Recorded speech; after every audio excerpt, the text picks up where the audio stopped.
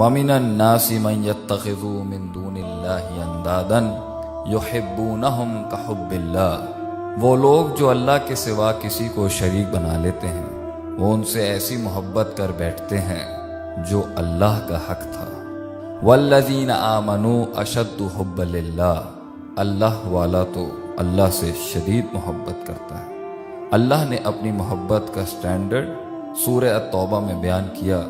کہ قُلْ إِنْ كَانَ آبَاؤُكُمْ وَأَبْنَاؤُكُمْ وَإِخْوَانُكُمْ وَأَزْوَاجُكُمْ وَعَشِيرَتُكُمْ، یہ کہہ دو کہ تمہارے باپ، بھائی، بیٹے، بیویاں، قبیلے، رشتہ دار، وہ مال جو تم کماتے ہو، وَتِجَارَةٌ تَخْشَوْنَ كَسَادَهَا، وہ تجارتیں جن کا کم ہونے کا تمہیں خوف ہے، وَمَسَاكِنُ تَرْضَوْنَهَا، وہ گھر جو تم بہت پسند کرتے ہو، راضی ہو ان سے، أَحَبَّ إِلَيْكُم مِّنَ اللَّهِ وَرَسُولِهِ،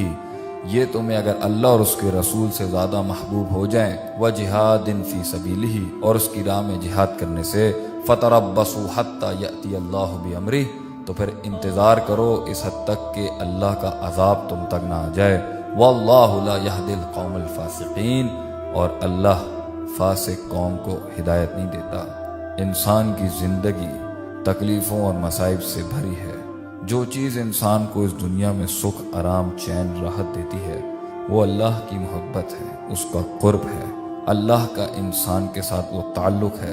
جو انسان کے سینے کو ٹھنڈا کرتا ہے، وہ آنسو جس کے گرنے کے بعد انسان غم، حزن اور کرب کا شکار نہیں ہوتا، وہ محبت جو انسان کو رشتوں کا احساس تو دلاتی ہے انسانوں کے ساتھ، مگر ان کا غلام اور ان کا عبد نہیں بناتی۔ انسان کا سکون، اس کا اطمینان لوگوں کی عبادت سے نکل کے اللہ کی محبت میں ڈوب جانے کا نام ہے، اپنے آپ کو اس کے سامنے سر تسلیم خم کرنے کا نام ہے،